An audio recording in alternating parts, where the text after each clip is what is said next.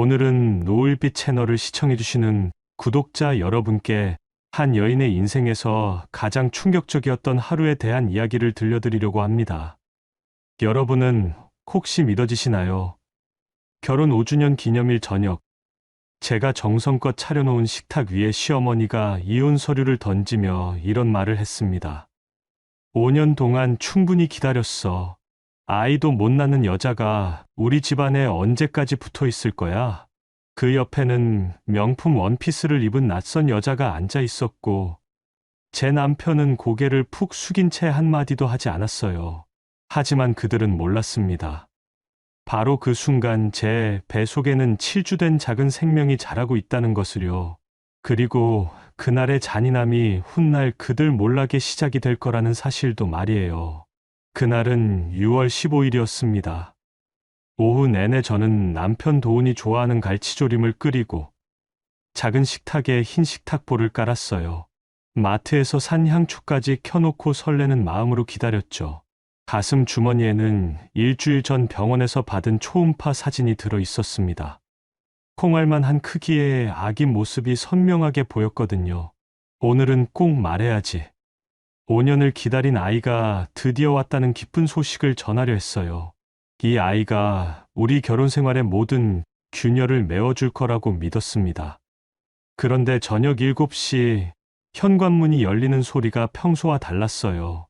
남편 혼자가 아니었거든요. 여보, 왔어. 인사말이 목구멍에서 멈춰버렸습니다. 현관에 서 있는 건 남편만이 아니었어요. 65세 시어머니 오말분 씨와 33살 정도로 보이는 낯선 여자가 함께 있었습니다. 어머님, 안녕하세요. 90도로 인사를 드렸는데 시어머니 얼굴이 얼음장처럼 차가웠어요. 앉아. 시어머니가 소파를 턱으로 가리켰습니다. 남편 도우는 제 눈을 한 번도 마주치지 않았어요. 낯선 여자가 먼저 입을 열었습니다. 안녕하세요. 장미라예요. 도훈 오빠 대학 동기거든요. 유학파 티가 확 나는 말투였어요. 명품 백을 무릎에 올리고 당당하게 앉아 있었습니다. 유명한 사립병원 이사장님 딸이야. 미국에서 의학 박사도 받고 왔지. 시어머니가 자랑스럽게 소개하더라고요. 뭔 일이신지. 일이라니, 이혼 얘기하러 왔지. 시어머니가 서류 뭉치를 식탁에 내팽개쳤습니다. 제가 정성껏 차려놓은 갈치조림 옆으로 이혼합의서가 떨어졌어요. 아이도 없고 애도 못 낳고 그냥 우리 도훈이 인생만 망치고 있어. 심장이 쿵 내려앉았습니다. 바로 제 주머니에 초음파 사진이 들어있는데도 말이에요. 우리 도훈이는 강북 이런 동네서 월세나 내면서 살 사람이 아니라고. 시어머니가 우리 집 거실을 한 바퀴 둘러보며 혀를 찼어요. 미라는 강남에 병원도 물려받고 집안도 제대로 된 애야. 너처럼 시골 철물점 딸하고는 차원이 다르지. 장미라가 입꼬리를 살짝 올리며 말했습니다. 서연 씨도 이해하실 거예요. 도훈 오빠한테는 더 나은 선택이 있다는 걸요. 그때 남편이 입을 열었어요. 서연아, 미안해. 어머님 말씀이 맞는 것 같아. 목소리가 떨리고 있었지만 제 편은 아니었죠. 우리 정말 잘 안 맞는 것 같아. 아이도 생기지 않고 계속 이렇게는 못 살겠어. 그 순간 뱃속 아기가 꿈틀거리는 게 느껴졌습니다. 하지만 입이 떨어지지 않았어요. 이 상황에서 임신 사실을 방패로 쓰고 싶지 않았거든요. 우리 집안 격에도 안 맞고 집도 이런 데 살고 5년 동안 뭘 한 거야? 시어머니의 모욕이 계속됐어요. 일주일 안에 서류에 도장 찍어. 그리고 이 집 보증금 받으면 당장 나가. 우리가 도와준 거 다 정리하고 깔끔하게 끝내라고. 세 사람이 나간 뒤 저는 식탁에 앉아 촛불을 바라봤습니다. 초음파 사진을 꺼내보니 눈물이 떨어졌어요. 엄마가 바보였구나. 뱃속 아기에게 속삭였습니다. 저는 명문대 경제학과를 수석으로 졸업했어요. 대형 증권사 입사 제안도 받았었죠. 하지만 도훈과의 사랑을 선택해서 모든 걸 포기했습니다. 결혼 후 5년 동안 시어머니의 무시와 모욕을 참고 살았어요. 아이가 없다고, 집안 격이 안 맞는다고 끝없는 비난을 들었죠. 하지만 그들이 모르는 게 있었습니다. 저는 대학 시절부터 비트코인에 관심을 갖고 꾸준히 투자해왔거든요. 결혼 후에도 몰래 용돈을 아껴서 계속 모았어요. 몇 년 사이 가격이 많이 올라서 제법 목돈이 됐습니다. 하지만 아무에게도 말하지 않았어요. 언젠가 필요할 때가 올 거라고 생각했거든요. 괜찮아. 우리 둘이서도 잘 살 수 있어. 그날 밤 저는 작은 가방 하나만 들고 집을 나왔습니다.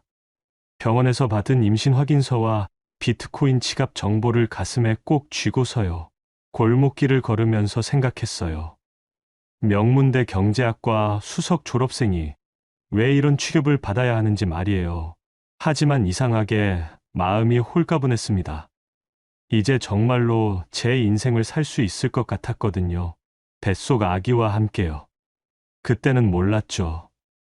제가 얼마나 많은 걸 준비해뒀는지, 그리고 앞으로 벌어질 일들이 얼마나 놀라운지 말이에요. 가슴 속 깊이 다짐했습니다. 다시는 누가 저와 제 아이를 함부로 대하지 못하게 만들겠다고요. 지금 시청하시는 유튜브 수익의 일부는 소아암, 어린이와 노인복지회에 기부됩니다. 지금 구독과 좋아요 누르시고 마음으로 후원하세요. 그날 밤 저는 역 근처 허름한 고시원에 방을 얻었습니다. 월 30만 원짜리 2평 남짓한 쪽방이었어요. 벽지가 뜯어진 곳곳에서 곰팡이 냄새가 났죠. 침대에 앉아 가져온 가방을 열었습니다. 옷가지 몇 벌과 함께 대학교 졸업장이 나왔어요. 한국외국어대학교 경제학과 졸업장. 그 옆에는 4년 내내 받았던 성적 우수 장학생 상장들이 있었습니다. 한서연, 경제학과 수석 졸업장을 바라보며 쓸쓸하게 웃었어요. 그때는 정말 자신만만했었죠. 세상 무엇이든 할 수 있을 거라고 믿었습니다. 새벽 3시, 잠이 오지 않아 휴대폰을 켰습니다. 몇 년 전 저장해둔 사진들을 하나씩 넘겨봤어요. 2018년 대학 졸업식 사진이 나왔습니다. 검은 졸업 가운을 입고 환하게 웃고 있는 제 모습이 있었죠. 그날이 떠올랐습니다. 졸업식이 끝나고 아버지가 말씀하셨어요. 우리 딸 정말 대단하다. 시골에서 서울 명문대까지 와서 수석으로 졸업하다니. 어머니도 눈물을 글썽이며 제 손을 잡으셨죠. 서연아, 이제 네가 원하는 대로 살아라. 우리가 못해준 거 다 네가 해내는구나. 그 일주일 뒤였습니다. 대형 증권사 담당자에게서 전화가 왔어요. 한서연 씨, 축하드립니다. 최종 합격입니다. 연봉은 6시 1천만 원에서 시작하고요. 꿈꿔왔던 일이었어요. 4년 동안 경제학 공부에 매달린 이유이기도 했죠. 하지만 그 기쁨도 잠깐이었습니다. 그날 저녁 도훈이가 갑자기 찾아왔어요. 손에는 빨간 장미꽃 다발을 들고 있었죠. 서연아, 나랑 결혼해. 무릎을 꿇고 반지를 내미는 그를 보며 머릿속이 하얘졌어요.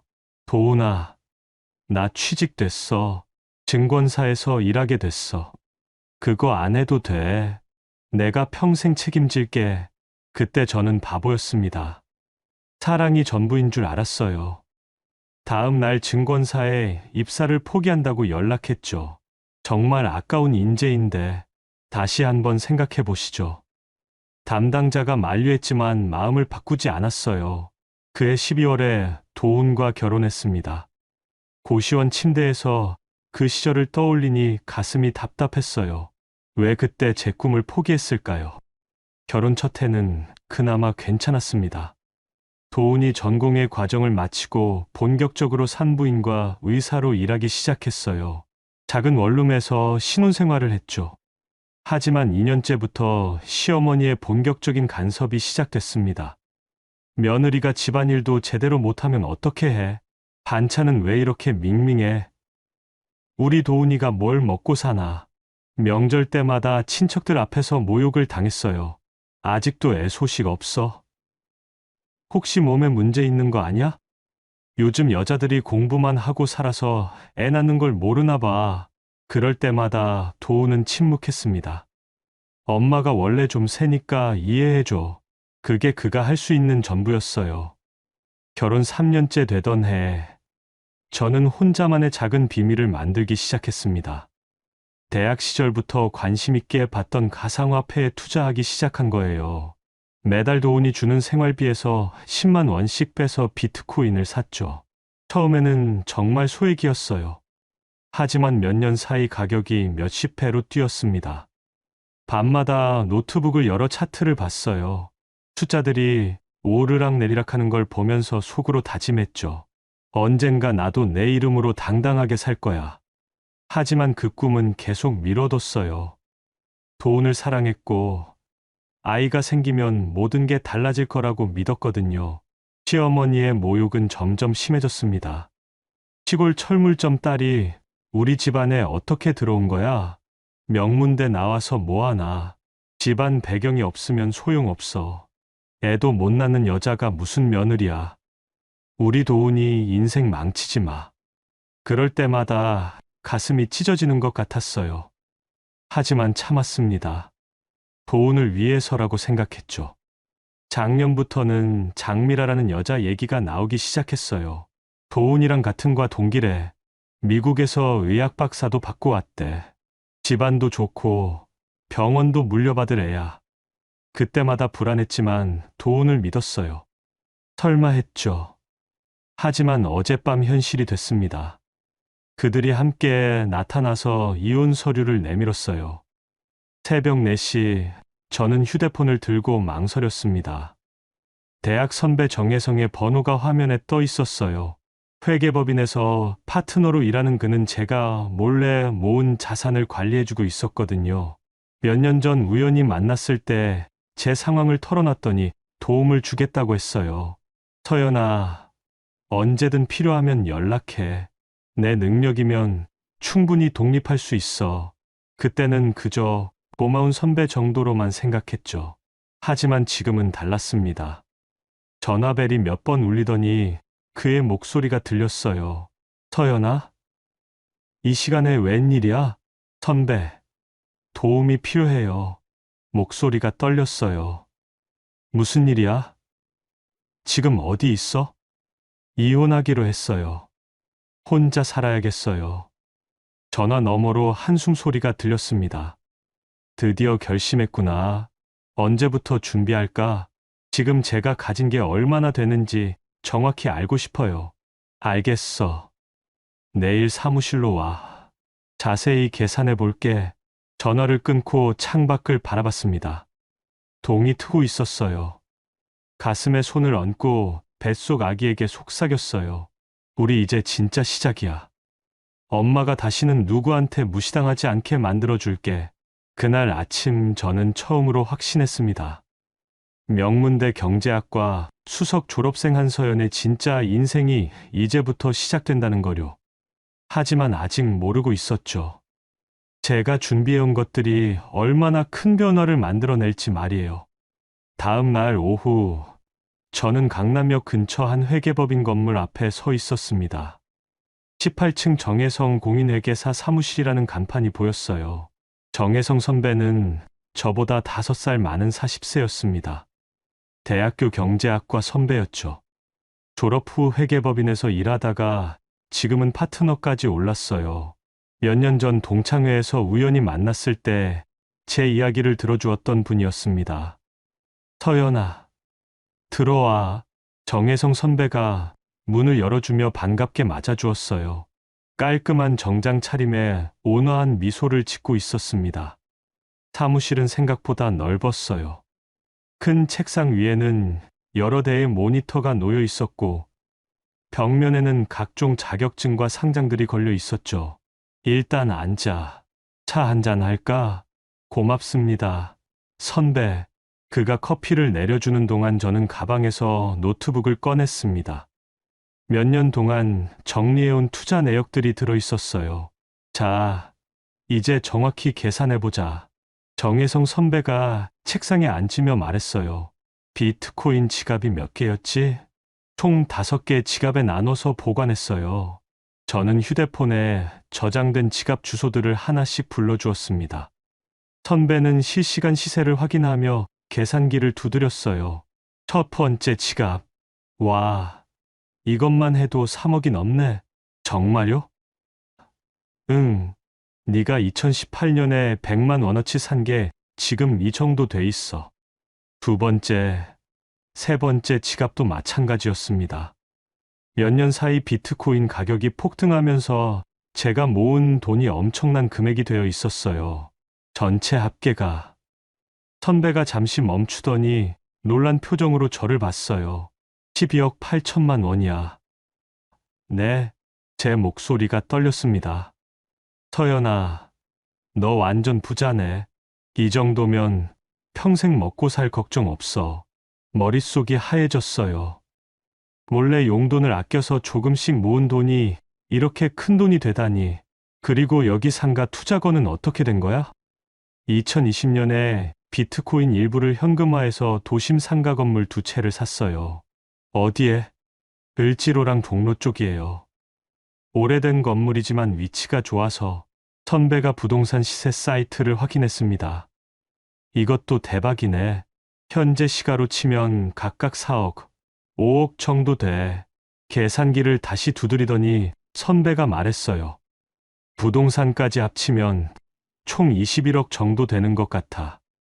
21억. 믿어지지 않았어요. 5년 동안 시어머니한테 무시당하며 살던 제가 실은 이런 자산을 가지고 있었다니. 서연아, 이제 어떻게 할 거야? 일단 안전하게 살 곳을 구하고 싶어요. 아이도 있고. 아이? 선배가 깜짝 놀랐어요. 임신했어요. 7주째.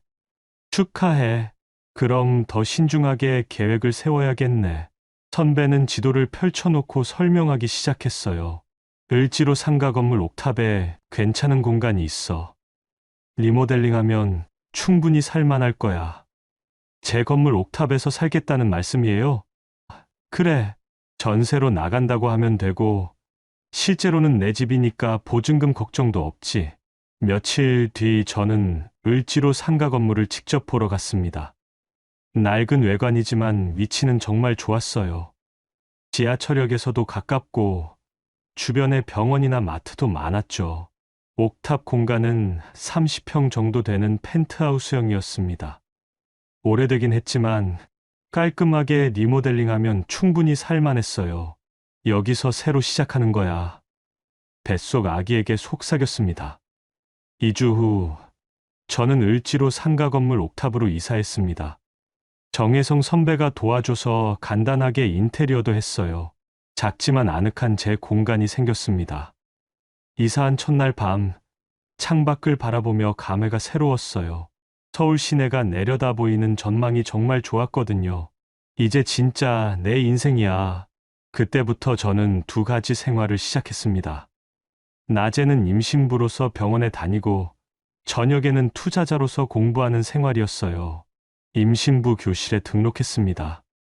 같은 시기에 임신한 예비 엄마들과 만나서 이런저런 이야기를 나눴죠. 남편분은 뭐 하세요? 의사예요. 너무 바빠서 오늘도 못 왔네요. 거짓말이었지만 어쩔 수 없었어요.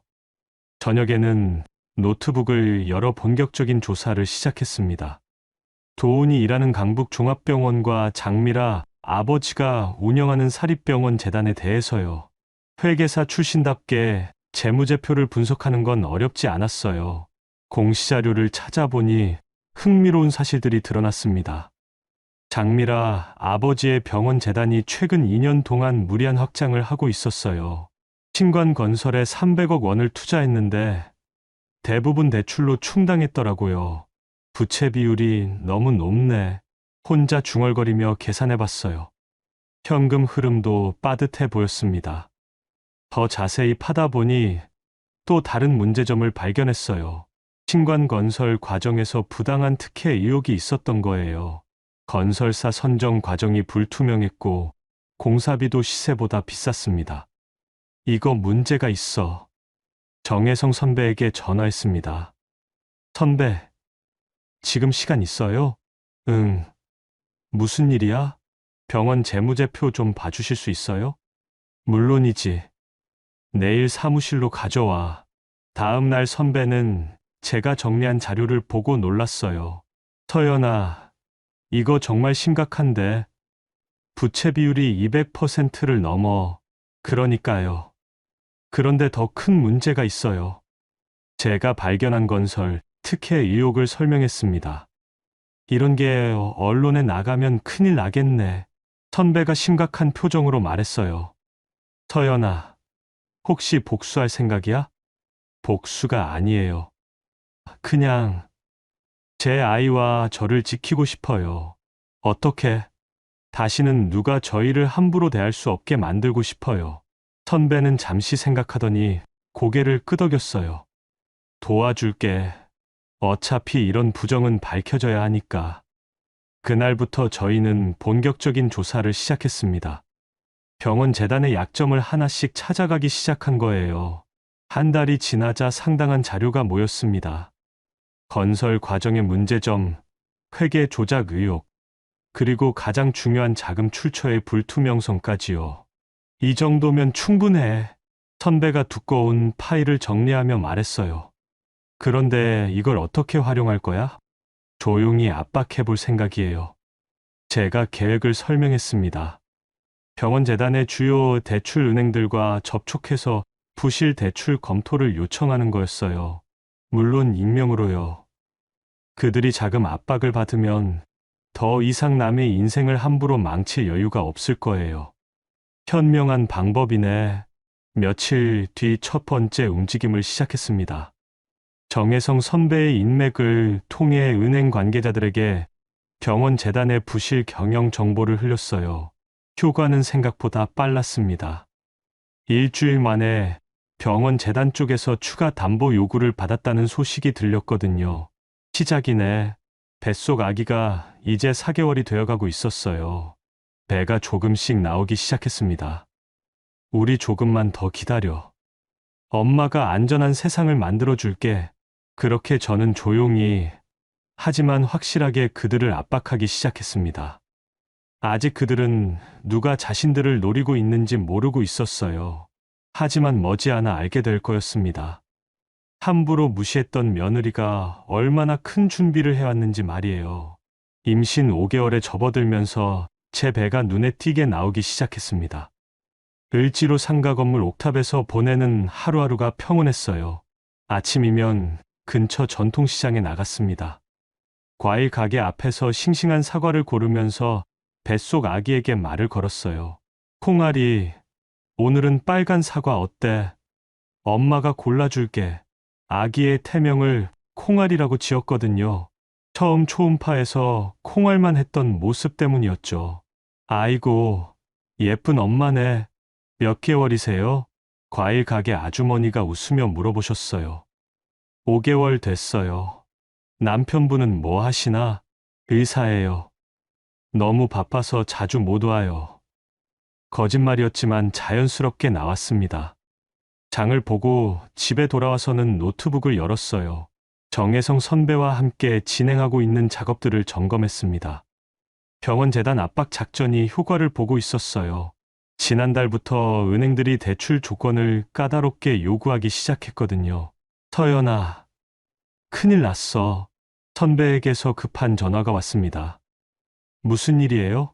병원 쪽에서 추가 담보로 개인 보증을 요구받았대. 장미라 아버지가 직접 보증을 서야 하는 상황이야. 정말요? 그뿐만 아니야. 신관 건설사에서도 공사비 성급금을 요구하고 있어. 선배의 목소리가 흥분되어 있었어요. 자금 흐름이 많이 빡빡해진 것 같네요. 맞아. 우리가 흘린 정보 때문에 은행들이 재검토를 시작한 거야. 며칠 뒤 더 구체적인 소식이 들려왔습니다. 도훈이 일하는 강북 종합병원에도 변화가 생기고 있었어요. 병원 운영비가 부족해서 간호사들 월급이 밀린대. 선배가 업계 소식을 전해뒀습니다. 수술 대기 시간도 길어지고 장비 교체도 미뤄지고 있어. 뉴스에서도 관련 기사가 나오기 시작했어요. 강북 지역 병원들의 경영난을 다룬 기사였습니다. 환자들이 대형 병원으로 몰리면서 중소규모 병원들이 어려움을 겪고 있다는 내용이었죠. 그 기사에서 도훈이 일하는 병원 이름도 언급되었어요.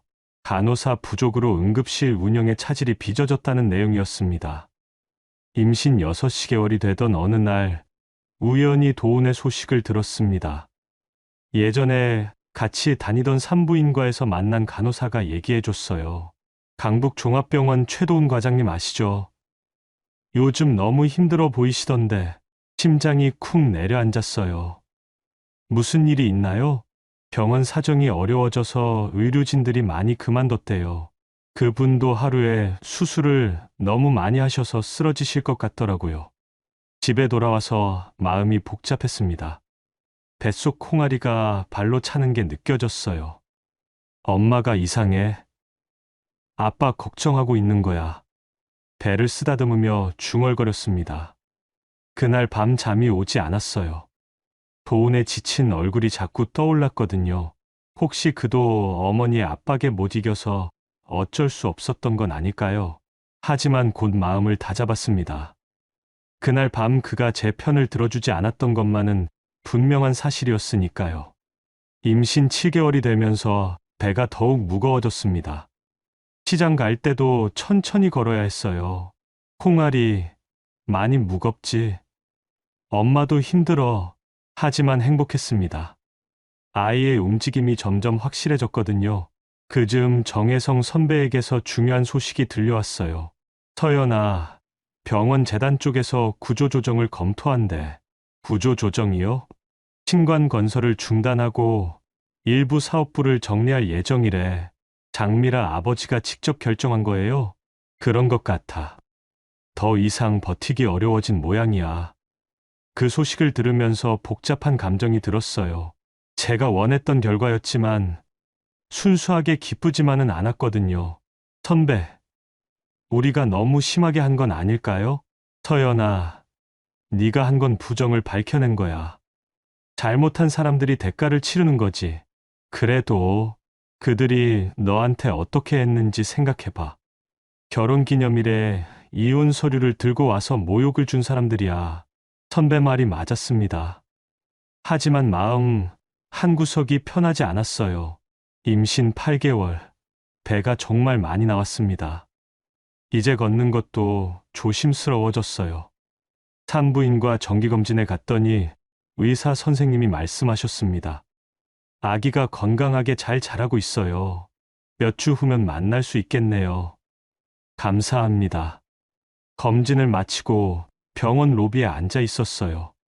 출산이 다가올수록 혼자서 해낼 수 있을지 걱정되었거든요. 그때 익숙한 목소리가 들렸습니다. 도훈아, 괜찮아? 돌아보니 병원 복도 끝에서 도훈이 동료 의사와 이야기하고 있었어요. 몰골이 말이 아니었습니다. 살이 많이 빠져서 뺨이 쏙 들어가 있었죠. 요즘 수술이 너무 많아서 힘들어. 우리 병원도 간호사가 절반 이상 그만뒀잖아. 언제까지 이렇게 버틸 수 있을지 모르겠어. 그들의 대화가 들렸어요. 마스크를 쓰고 모자를 눌러 쓴 채 조심스럽게 자리에서 일어났습니다. 도훈이 제 쪽을 보지 못하게 몸을 돌렸어요. 하지만 그의 지친 모습을 보니 마음이 아팠습니다. 집에 돌아와서 창밖을 바라봤어요. 서울 시내 야경이 반짝이고 있었습니다. 콩알아, 엄마가 너무 감정적이었나? 뱃속 아기에게 물어봤어요. 하지만 곧 다시 마음을 다잡았습니다. 제가 한 일은 정당했어요. 부정을 밝혀낸 것뿐이었으니까요. 우리 둘은 누가 뭐래도 서로의 편이야. 배를 쓰다듬으며 속삭였습니다. 다시는 누가 우리를 함부로 대할 수 없게 만들 거야. 복수의 의미가 조금씩 변하고 있었어요. 처음에는 그들을 박살내고 싶었습니다. 하지만 지금은 달랐어요. 다시는 다른 누군가가 저에게 당했던 일을 겪지 않게 만들고 싶었어요. 그것이 제가 할 수 있는 진짜 의미 있는 일이라고 생각했습니다. 임신 9개월이 되자 몸이 정말 무거웠어요. 하지만 마음은 평온했습니다. 정혜성 선배가 출산 준비를 도와줬어요. 병원은 어디로 정했어? 강북에 있는 산부인과 전문병원으로 하려고요. 좋은 선택이야. 거기 의료진들 실력이 좋다고 소문났어. 며칠 뒤 그 병원에 가서 출산 계획을 상담받았습니다. 담당 의사 선생님이 친절하게 설명해 주셨어요. 예정일이 11월 중순이시네요. 순산하실 것 같아요. 혼자 와도 괜찮을까요? 물론입니다. 저희가 잘 도와드릴게요. 병원을 나오면서 가슴이 뭉클했어요. 이제 정말 아기를 만날 날이 얼마 남지 않았거든요. 그날 밤 배를 쓰다듬으며 다짐했습니다. 콩알아, 엄마가 안전한 세상을 만들어줄게. 우리 함께 당당하게 살자. 아직 모르고 있었죠. 출산 당일에 어떤 운명적인 만남이 기다리고 있는지 말이에요. 출산 한 달 전인 10월 중순, 저는 을지로 옥탑에서 아침 뉴스를 보고 있었습니다. 강북 지역 병원들의 경영난을 다룬 기사가 나왔어요. 수도권 중소규모 병원들이 간호사 부족과 운영비 부담으로 어려움을 겪고 있다는 내용이었죠.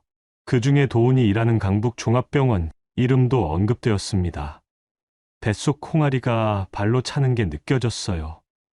이제 정말 크게 자랐습니다. 콩알아, 엄마 마음이 복잡해. 배를 쓰다듬으며 중얼거렸어요. 정혜성 선배에게서 전화가 왔습니다. 서연아, 큰 변화가 있어. 무슨 일이에요? 병원 재단에서 구조조정 발표했어. 신관건설 전면 중단하고 직원 30% 감축한대. 가슴이 철렁했어요. 제가 원했던 결과였지만 기분이 복잡했습니다. 장미라 아버지가 직접 발표했어. 얼굴이 완전히 상해 있더라고. 그날 저녁, 과거가 떠올랐습니다. 결혼 첫 해, 도훈과 함께 꿈을 이야기했던 밤이 생각났어요. 서연아, 나중에 우리도 아이들 낳고 행복하게 살자. 그럼 당신은 좋은 아빠가 될 거예요? 당연하지. 우리 아이한테는 절대 소리 안 지를 거야. 그때의 도훈은 정말 다정했었어요. 어머니 앞에서만은 완전히 다른 사람이 되었지만요. 며칠 뒤 또 다른 소식이 들렸습니다. 도훈이 일하는 병원에서 간호사들이 집단으로 사직했다는 내용이었어요. 월급이 3개월째 밀렸대. 선배가 업계 소식을 전해줬습니다. 의료진들도 하나씩 떠나고 있어. 도훈이도 많이 힘들 것 같아. 그 순간 가슴이 뜨끔했어요. 아무리 원망스러워도 한때는 사랑했던 사람이었거든요. 10월 말, 강남에 있는 오말분 집에서는 긴급 가족회의가 열리고 있었습니다. 물론 저는 몰랐지만 나중에 알게 된 이야기예요. 이 모든 게 다 그년 때문이야. 오말분이 거실에서 소리를 질렸다고 해요. 서연이를 들인 뒤로 모든 게 꼬였어. 분명히 그년이 뭔가 했을 거야. 장미라가 옆에 앉아 있었습니다. 어머님, 진정하세요. 지금 중요한 건 병원 상황이에요. 우리 병원도 자금 사정이 어려워져서 신관 건설을 중단해야 한대. 장미라의 목소리에 초조함이 묻어 있었어요. 도훈 오빠랑 빨리 결혼 발표를 해야겠어요. 병원 이미지 회복을 위해서라도요. 그때 도훈이 들어왔습니다. 몰골이 말이 아니었어요. 며칠 동안 제대로 잠도 못 잔 듯 눈이 푹 꺼져 있었죠. 도훈아, 앉아. 어머니가 소파를 가리켰어요. 미라랑 결혼 날짜 정해야겠어. 엄마, 지금 그런 얘기 할 때가 아니에요. 도훈의 목소리가 지쳐 있었습니다. 언제가 때야? 병원이 망하고 나서? 오말분의 목소리가 날카로워졌어요. 이 모든 게 다 서연이 때문이라니까. 그년이 우리한테 무슨 짓을 한 거야. 엄마, 서연이가 뭘 할 수 있겠어요. 그냥 시집 나간 여자인데. 그래. 그럼 이 상황을 어떻게 설명할 거야? 이사회실에서 들려온 이야기를 오말분이 쏟아냈어요. 채권 회수 압박, 대출 조건 강화, 건설사의 성급금 요구까지. 분명히 누군가 우리를 노리고 있어. 서연이 그년 말고 누가 있겠어? 장미라가 끼어들었습니다. 어머님 말씀이 맞아요. 시기가 너무 우연이에요. 그때 도훈이 처음으로 큰 목소리를 냈어요. 엄마, 그만하세요. 거실이 순간 조용해졌습니다. 서연이는 그런 사람이 아니에요. 그리고 지금 상황이 누구 때문인지 뻔하잖아요. 뭐라고? 병원이 무리하게 확장한 게 문제지. 서연이랑 무슨 상관이에요? 오말분의 얼굴이 새빨갛게 달아올랐어요. 네가 지금 누구 편이야? 엄마 편이야. 그년 편이야. 편 가를 문제가 아니에요. 사실을 말하는 거예요. 하지만 도훈의 반항은 그리 오래가지 못했습니다. 어머니의 냉랭한 눈빛을 받고는 금세 고개를 떨구었어요. 미안해요. 엄마, 너무 피곤해서 그랬어요. 도훈아, 네가 지금 정신을 차려야 해. 오말분이 차갑게 말했어요. 미라랑 결혼해서 상황을 수습해. 그게 우리 가족을 살리는 길이야. 도훈은 아무 말도 하지 못했습니다. 결국 또다시 침묵을 선택한 거예요. 그날 밤 도훈은 병원 당직실에서 홀로 앉아 있었습니다. 수술이 끝난 뒤였는데도 집에 갈 엄두가 나지 않았어요. 문득 서연과의 마지막 밤이 떠올랐습니다. 그녀가 촛불을 켜고 저녁을 준비했던 모습, 그리고 제 눈을 바라보며 무언가를 말하려다 입을 다물었던 순간이요. 내가 너무 비겁했나? 혼자 중얼거렸지만 이미 돌이킬 수 없는 일이었어요. 한편 을지로 옥탑에서 저는 배를 쓰다듬으며 창밖을 바라보고 있었습니다. 서울의 야경이 반짝이고 있었어요. 콩알아, 곧 만날 수 있어. 뱃속 아기가 움직이는 게 느껴졌어요. 정혜성 선배에게서 마지막 보고가 왔습니다. 병원 재단 쪽에서 완전히 방향을 바꿨어. 신사업 진출도 포기하고 기존 사업 정리에 들어갔다고 해. 그렇군요.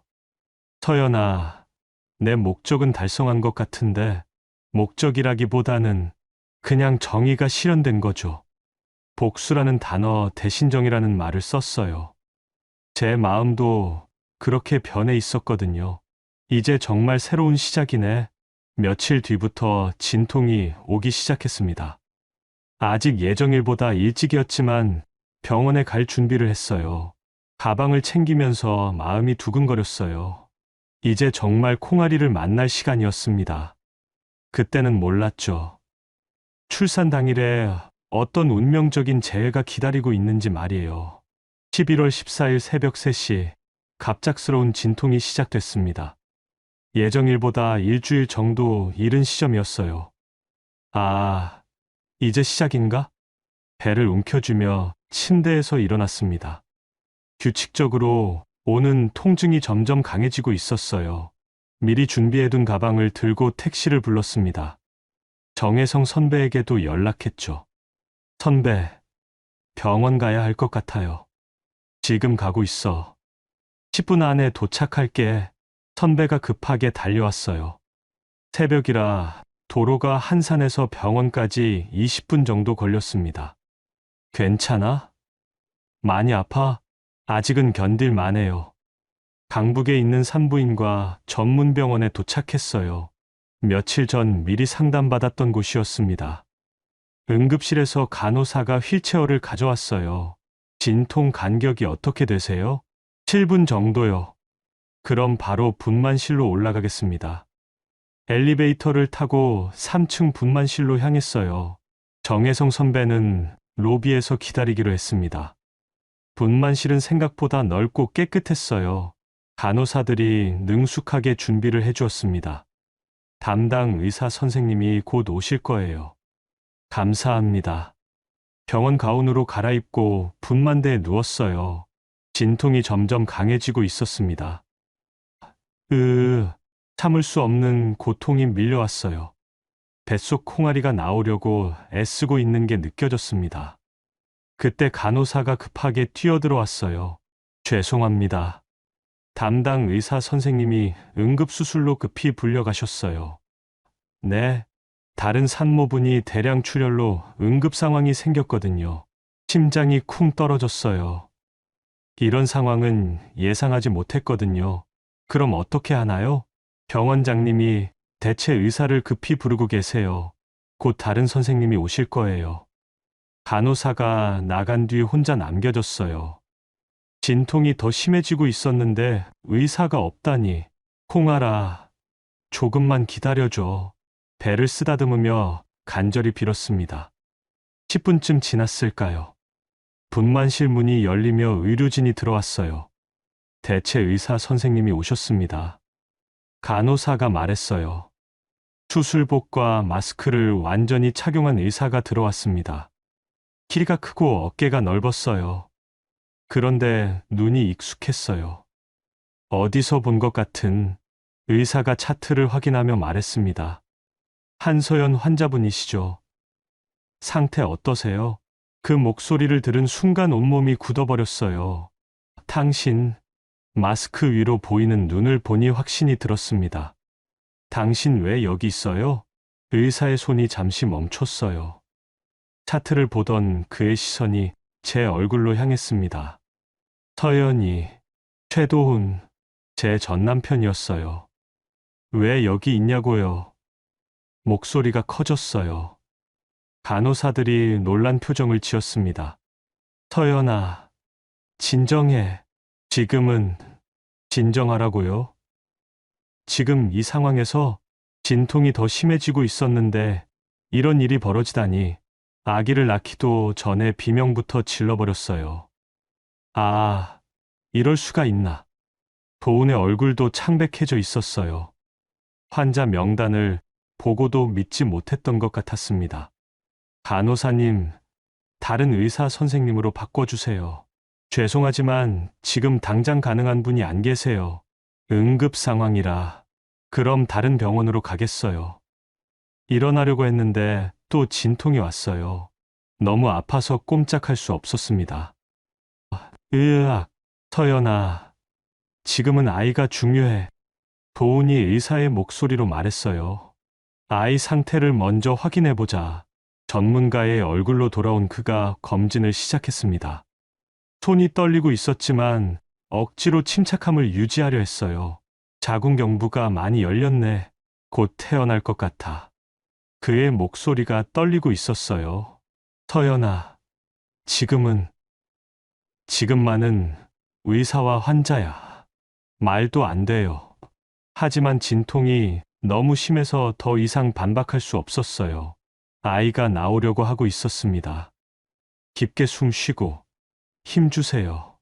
의사로서의 본능이 도훈을 지배하기 시작했어요. 떨리던 손도 점차 안정을 찾았습니다. 조금 더 힘 주시면 돼요. 간호사들도 옆에서 도와주었어요. 머리가 보여요. 조금만 더요. 도훈의 목소리에 긴장감이 묻어 있었어요.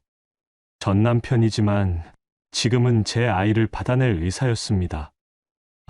으악! 마지막 힘을 주었어요. 나왔어요. 갑자기 조용해졌습니다. 그리고 곧바로 아기의 울음소리가 터져 나왔어요. 으아항! 세상에서 가장 아름다운 소리였어요. 도훈이 아기를 조심스럽게 들어 올렸습니다. 작고 빨간 생명체가 팔다리를 바둥거리고 있었어요. 건강한 여자아이예요. 그가 아기를 제게 보여주었어요. 마스크 위로 보이는 그의 눈에 눈물이 맺혀 있었습니다. 우리 딸이야.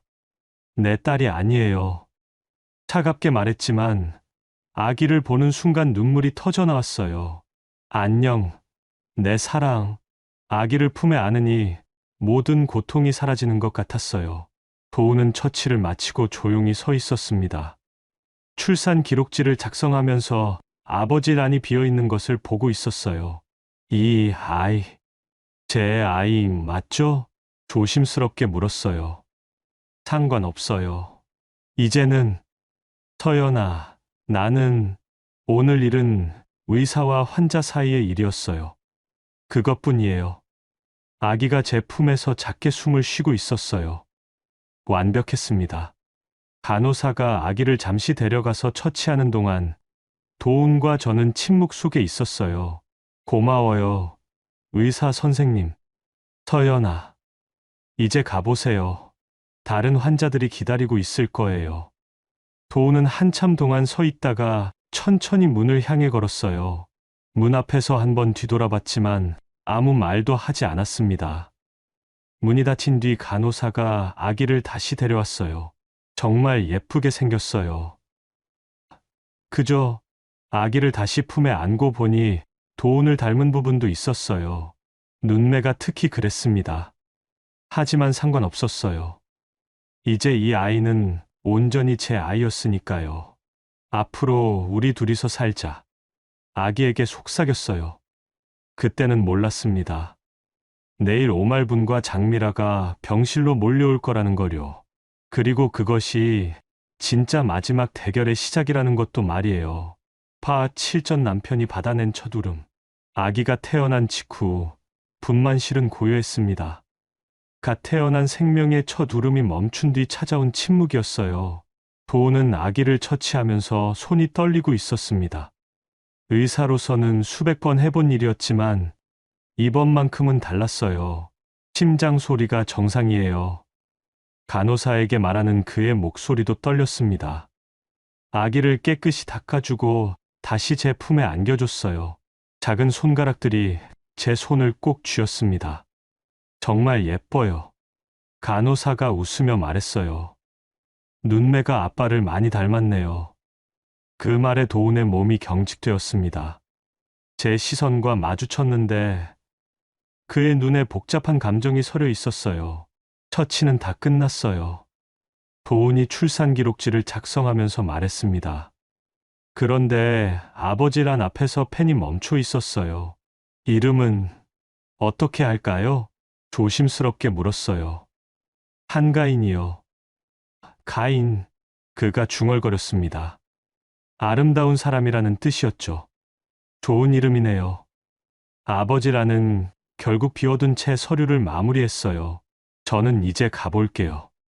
간호사들이 나간 뒤 도훈이 말했습니다. 수고했어요. 의사 선생님. 서연아. 당신이 여기 있는 건 의사라서지 남편이라서가 아니에요. 차갑게 말했지만 마음은 그렇지 않았어요. 아이를 받아준 것에 대한 고마움이 있었거든요.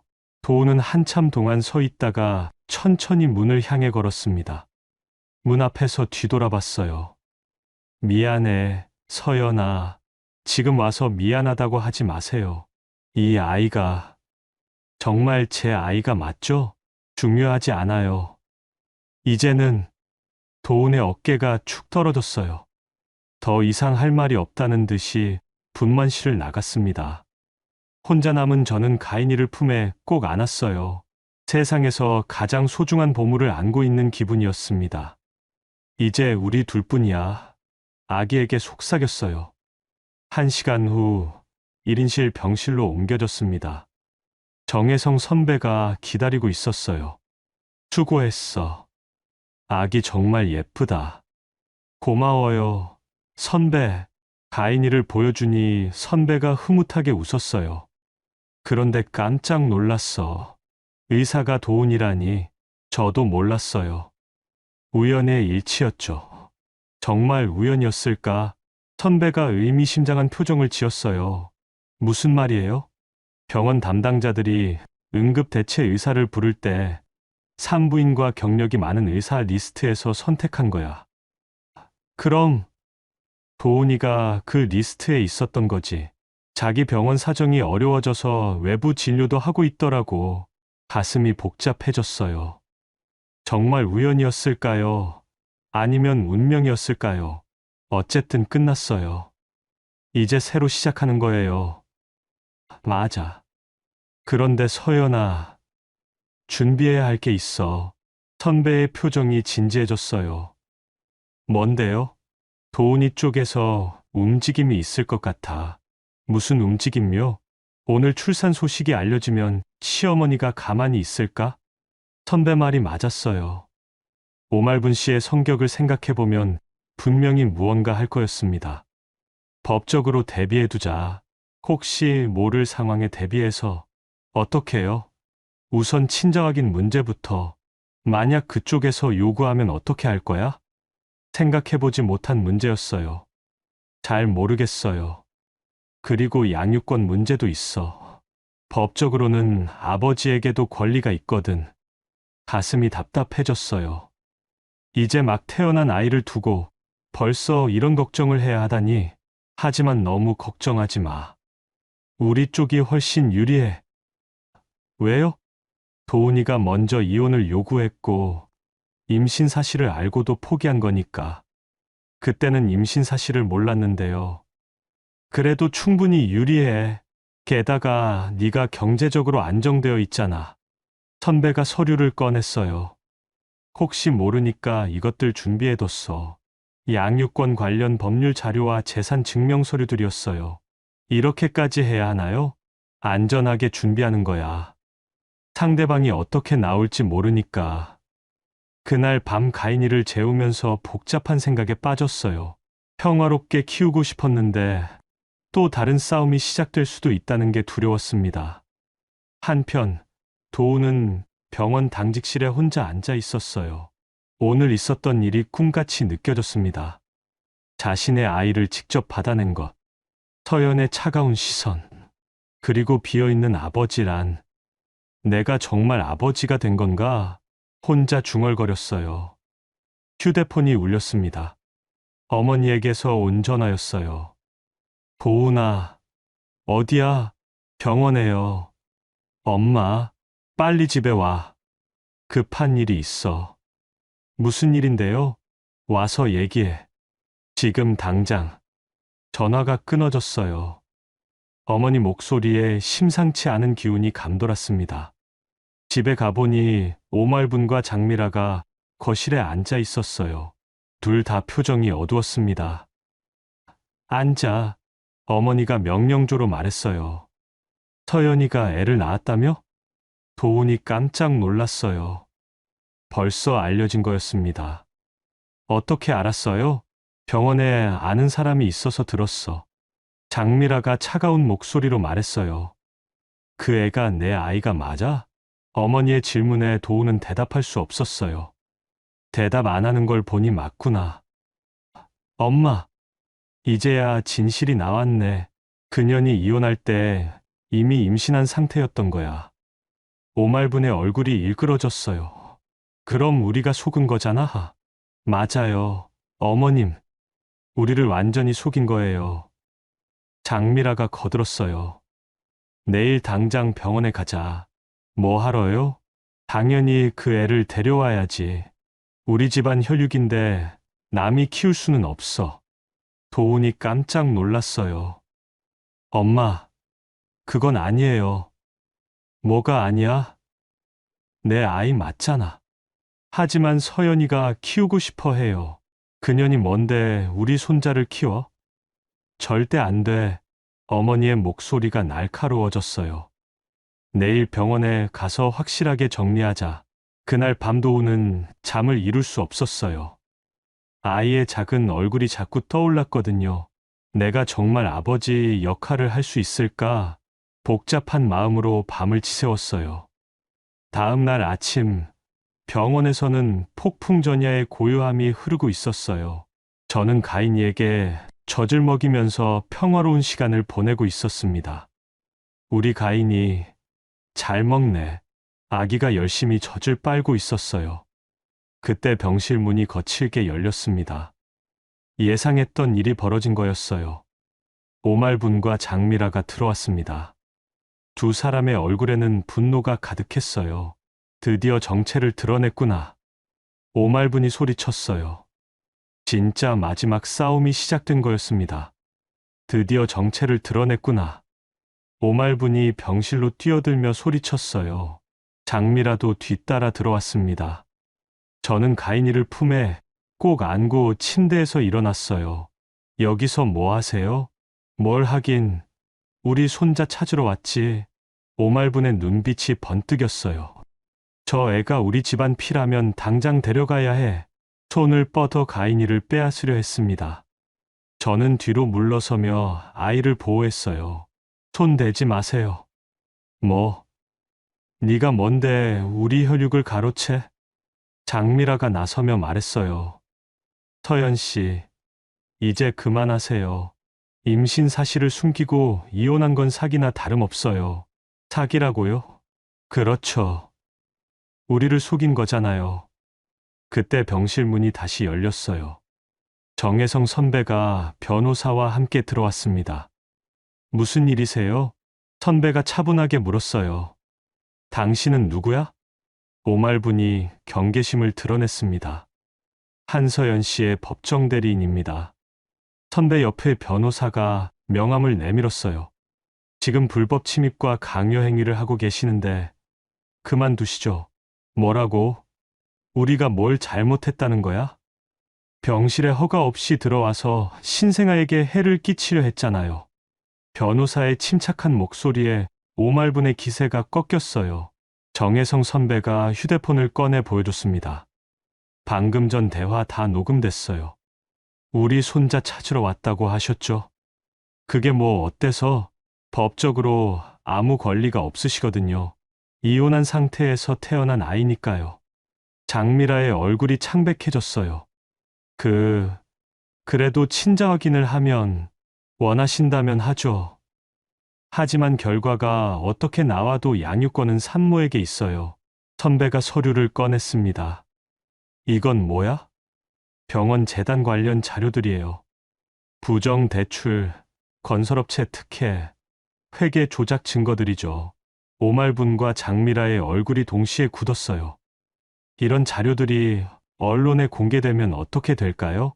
변호사가 덧붙였어요. 수사기관에서도 관심을 가질 거예요. 당신들이 뭘 안다고 다 알고 있어요. 300억 규모의 신관건설에서 일어난 모든 일들을요. 정혜성 선배의 목소리가 단호했어요.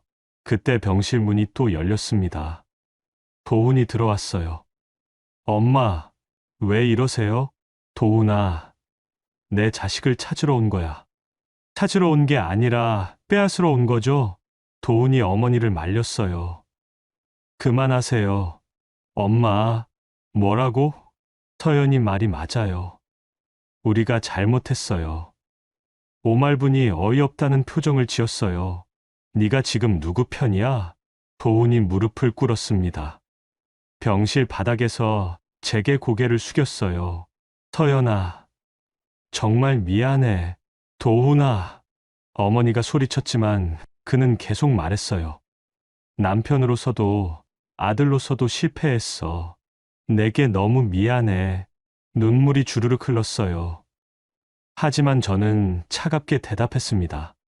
지금 와서 미안하다고 해도 달라지는 건 없어요. 가인이를 꼭 안고 말했어요.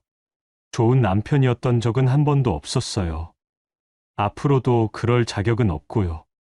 그럼 나는 좋은 아빠는 될 수 있을지도 모르겠어요. 도훈이 고개를 들었어요. 하지만 아이 앞에서만이에요. 의사로서, 아버지로서만 책임을 다해주세요. 서연아, 우리는 여기서 끝이에요. 명확하게 선을 그었습니다. 정혜성 선배가 오말분과 장미라에게 말했어요. 이제 나가주세요. 더 이상 여기서 할 일은 없어요. 이런 식으로 끝낼 생각이야? 끝내는 건 어머님들이에요. 병원 재단 문제부터 해결하세요. 며칠 뒤 뉴스에 병원 재단 비리 기사가 나왔어요. 부정 대출과 건설, 특혜 의혹이 상세히 보도됐습니다. 오말분과 장미라는 수사기관 조사를 받게 됐어요. 결국 두 사람 모두 더 이상 저를 괴롭힐 여유가 없어졌습니다. 도훈은 강북병원을 그만두고 지방 공공병원으로 내려갔어요. 새로운 시작을 하겠다고 했습니다. 한 달 뒤 저는 가인이와 함께 을지로 옥탑으로 돌아왔어요. 가인아, 여기가 우리 집이야. 창밖으로 보이는 서울 시내가 반짝이고 있었어요. 정혜성 선배가 놀러 왔습니다. 어때? 육아는 힘들지만 행복해요. 가인이가 제 품에서 방글방글 웃고 있었어요. 네가 정말 대단해. 혼자서 이 모든 걸 해냈잖아. 혼자가 아니에요. 선배가 도와줬잖아요. 앞으로 계획은 뭐야? 가인이 키우면서 천천히 제 일을 찾아볼 생각이에요. 명문대 경제학과 출신의 실력을 활용해서 투자 컨설팅 일을 시작하려고 했어요. 좋은 생각이야. 언제든 도와줄게. 저녁이 되자 노을이 옥탑방 창문으로 들어왔어요. 가인이를 무릎에 앉히고 창밖을 바라봤습니다. 가인아, 엄마가 말해줄게. 아기가 똘망똘망한 눈으로 저를 봤어요. 세상에는 두 종류 사람이 있어. 남을 무시하며 사는 사람과 자기 힘으로 당당하게 사는 사람이 있지. 가인이가 작은 손으로 제 얼굴을 만졌어요. 우리는 후자가 될 거야. 누구에게도 무시당하지 않고 누구도 무시하지 않으면서 살 거야. 그날 밤 가인이를 재우면서 다짐했습니다. 다시는 누군가의 며느리가 아니라 당당한 한서연으로 살겠어. 창밖에서 별이 반짝이고 있었어요. 새로운 시작을 축복해주는 것 같았습니다. 6개월 후, 저는 작은 투자 컨설팅 사무실을 열었어요. 가인 컨설팅이라는 이름으로요. 가인이는 건강하게 자라고 있었어요. 도훈이 한 달에 한 번씩 아이 용품을 보내뒀지만 직접 만나지는 않았습니다. 그렇게 우리는 진짜 새로운 인생을 시작했어요. 옥탑방에서 바라보는 서울 하늘처럼 넓고 자유로운 삶을 말이에요. 여러분, 서연이의 이야기 어떠셨나요? 때로는 인생이 막막하고 힘들어 보여도 우리 안에는 생각보다 큰 힘이 숨어 있답니다. 나이가 몇 살이든 어떤 상황에 있든 새로운 시작은 언제나 가능해요. 가장 중요한 건 자신의 가치를 아는 것이죠. 여러분도 서연이처럼 당당하고 행복한 삶의 주인공이 되시길 바랍니다. 오늘 영상이 작은 위로가 되셨다면 지금 구독 눌러보세요. 매일매일 더 재미있고 감동적인 이야기가 찾아옵니다. 댓글로 여러분의 생각도 들려주시고 오늘도 행복한 하루 되세요.